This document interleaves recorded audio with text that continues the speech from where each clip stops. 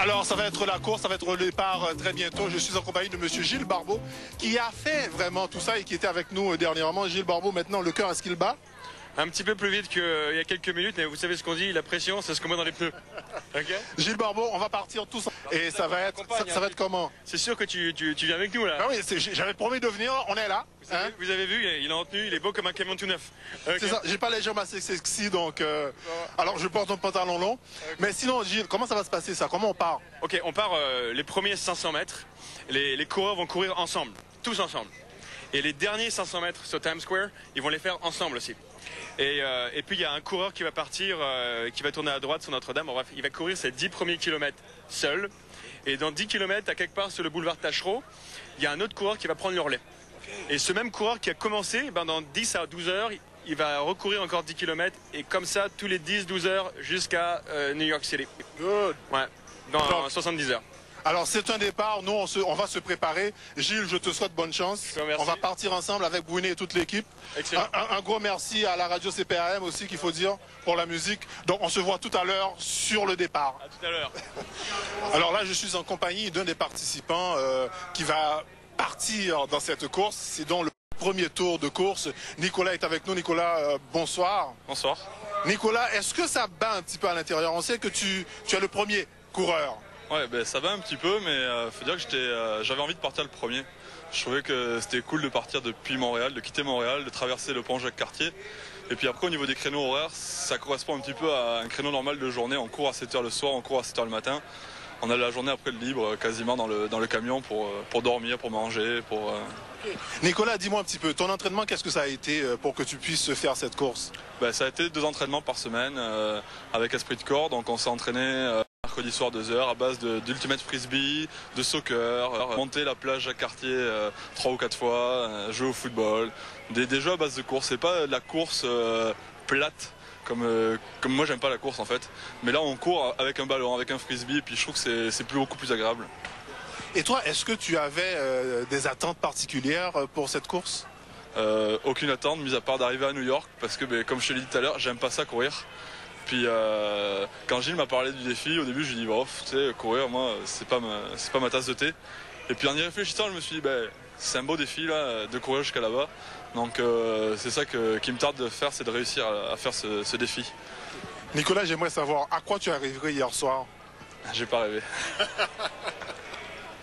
Non, j'ai pas rêvé. Mis à part, non, j'ai pas rêvé. J'ai plutôt pensé au restaurant où j'allais manger après à New York. Parce que comment vous allez manger? Vous allez pouvoir manger dans l'autocar même? Oui, dans l'autocar, on a de quoi se faire à manger. On a Fontaine Santé qui nous sponsorise au niveau des salades. Et puis après, on a de quoi se faire à manger à l'intérieur. Il y a des casseroles, il y a du gaz. Donc une fois à New York, si jamais toi tu devrais refaire cette expérience pour les autres gens, qu'est-ce que tu leur donnerais comme conseil? Comme conseil, d'avoir envie. Je pense que sur les 60 km, c'est pas le corps qui va être le plus dur, c'est dans la tête que ça va être le plus dur. Il va falloir, c'est dans la tête que ça va se passer. Et puis le fait de courir en équipe, c'est totalement différent de le fait de courir tout seul. Là, tu sais que si tu lâches, si jamais tu marches, même s'ils sont pas là pour te voir, c'est toute l'équipe qui a perdu. Donc rien que pour ça, tu te pousses au bout et puis tu fais tes 10 km à chaque fois. En tout cas, Nicolas, on te souhaite bonne chance et puis amuse-toi bien surtout. Merci beaucoup. Je suis en compagnie d'une des organisatrices de cet événement. Il s'agit de Manu. Manu, bonsoir. En fait, il faut que je vous dise bonne chance. Mais est-ce que ça a été difficile de pouvoir organiser tout ça? Ah oui, c'est très difficile, surtout qu'il y a beaucoup de gens à coordonner, surtout quand on a Bruni-sur-Ain comme partenaire. Là, c'est très difficile de gérer tous les médias parce qu'il y a un engouement énorme. Le plus difficile, c'est pas d'organiser. Le plus difficile, c'est de savoir si on va réussir à aller jusqu'au bout. Et aller jusqu'au bout, je pense que vous êtes la première des filles qui allait courir ce 10 km. Je suis la première des filles qui va courir sur 10 km et surtout le plus difficile, c'est que moi, ça fait 4 ans que j'ai arrêté le sport à la suite d'une rupture des ligaments croisés. Donc là, c'est une vraie reprise du sport depuis 1 mois intensément, mais ça se passe plutôt bien, donc je pense qu'on va y arriver ensemble. Oui, mais vous n'y avez pas été de même morte. Ça veut dire votre retour et vous commencez par un relais Montréal-New York? Je pouvais pas refuser avec Bruni-sur-Ain, on peut pas refuser ça. Ok. Et généralement, mentalement, Bruni le disait tout à l'heure lors de la conférence de presse, il faut se préparer surtout mentalement. Qu'est-ce que ça a été cette préparation mentale pour vous? En fait, je pense que s'il n'y avait pas l'équipe, je ne serais pas là aujourd'hui. Parce qu'au début, j'ai vraiment hésité à partir pour ce défi. Et puis on m'a dit, écoute Manu, tu peux le faire. Il y a des gens qui l'ont fait sans ligament croisé. Donc toi, maintenant, qui sont refaits à neuf, tu peux partir. Et puis surtout le fait que les gens soient là et vraiment t'encouragent tout le temps, te disent, blessé, c'est pas grave, on prendra tes kilomètres, on fera le relais à ta place. Mais il faut que tu nous accompagnes parce qu'on a besoin d'être 10.